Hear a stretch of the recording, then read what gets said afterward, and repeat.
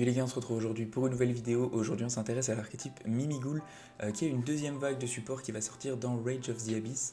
Donc le principe de cette vidéo ça va être tout simplement de voir qu'est-ce qui va sortir, voir les effets des cartes et voir un petit peu à quoi ça va servir. Comme vous le savez, les monstres Mimigoul vont avoir plusieurs effets. Le premier, c'est qu'on va pouvoir les mettre, la plupart d'entre eux, face down directement en invocation spéciale chez l'adversaire, et derrière on va avoir un autre effet qui est en flip et qui va s'activer durant la main phase. Donc le principe c'est de les mettre face verso sur le terrain adverse ou avec leurs effets ou avec d'autres cartes, et derrière, pendant le tour adverse, durant sa main phase, d'activer l'effet ou de master ou d'autres cartes qui vont permettre de les mettre face recto, et derrière, ils vont bien activer leur effet de flip en tant qu'effet de l'adversaire, donc c'est ça qui nous intéresse. Ils vont avoir aussi un autre effet, donc au niveau de Mimigoul Armor, durant la main phase, on peut bien invoquer spécialement cette carte face verso directement sur le terrain adverse. Si notre adversaire contrôle un monstre, on va pouvoir l'invoquer spécialement sur notre terrain. Au niveau de son effet de flip, il va dire que durant la main phase, on applique ces effets.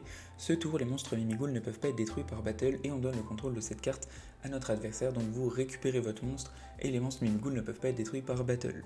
Donc au niveau de son effet flip, c'est vraiment pas le plus intéressant, donc c'est pour ça qu'on joue la carte seulement x1. Mais par contre, ce qui est vraiment sympa, c'est qu'on peut l'aspect très facilement, étant donné qu'il y a juste besoin qu'il y ait un monstre chez l'adversaire et que vous avez juste besoin d'un autre nom Mimigoul qui s'invoque chez l'adversaire même en tour 0, et derrière vous pouvez spé votre armor et l'utiliser ou pour des links ou pour des Xyz. Donc c'est une ressource x1 qui est assez intéressante, mais surtout pour l'aspect invocation spéciale qui est plutôt simple. La seconde carte du set, ça va être Mimigoul Slime qu'on va jouer x2 dans notre decklist. Donc au niveau de ce monstre là, durant la main phase, on va bien pouvoir l'invoquer spécialement chez l'adversaire en position face down. Si l'adversaire contrôle plus de monstres que nous, on va pouvoir l'invoquer spécialement face recto sur notre propre terrain. Au niveau de son effet flip, il va être un peu plus intéressant. Si c'est la main phase, on applique ses effets en séquence. Notre adversaire peut invoquer spécialement un monstre Mimigoul depuis son deck sur son terrain et on donne le contrôle de cette carte à notre adversaire. Au niveau de ce nouveau monstre, ces deux effets sont très intéressants. Le premier, on peut l'activer du coup en flip chez l'adversaire pour pouvoir invoquer spé potentiellement ou un master pour derrière tuto un monstre, ou invoquer un dragon pour tuto derrière une magie ou piège, donc ça c'est très cool. Et en plus de ça, son effet de ce spé reste assez simple étant donné qu'il y a juste besoin qu'il y ait plus de monstres chez l'adversaire. Donc potentiellement, si on a elle et d'autres monstres, on a juste à l'invoquer spécialement en première sur notre terrain et ensuite invoquer spécialement les autres. Donc ça reste une excellente carte à jouer x2 dans le deck. La dernière nouvelle carte du main deck, ça va être Mimigoul Ferry, qu'on va pouvoir jouer x1 à x3 selon votre stratégie pour gagner, étant donné qu'on peut un petit peu miser sur elle au niveau d'une lock. Au niveau de son premier effet, on peut bien l'invoquer spécialement sur le terrain de l'adversaire, face down, et si on contrôle un monstre Mimigoul, on peut l'invoquer spécialement sur notre terrain.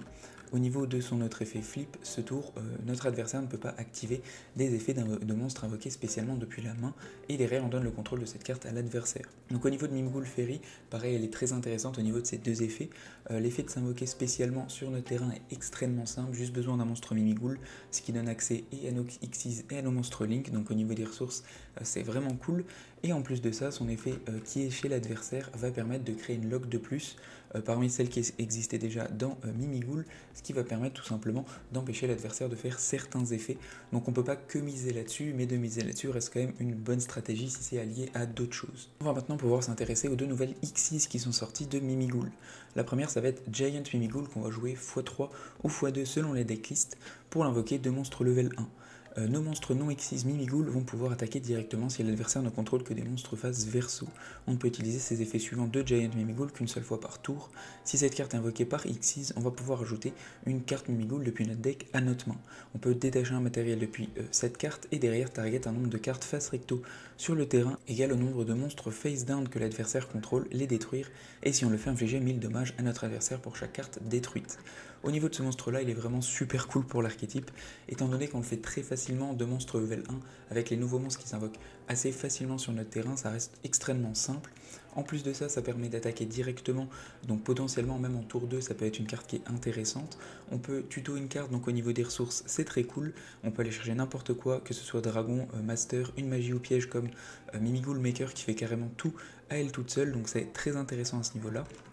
En plus de ça, on a l'effet qui va pouvoir faire des dégâts sur les boards adverses en tour 2, donc ça c'est très très cool, et en plus de ça on inflige des dommages, donc ça va faire qu'au niveau du time, si on joue premier, on va pouvoir avoir une solution au niveau du time pour gagner directement et un petit peu jouer autour de ça, donc ça c'est très très cool aussi pour le deck au niveau compétitif.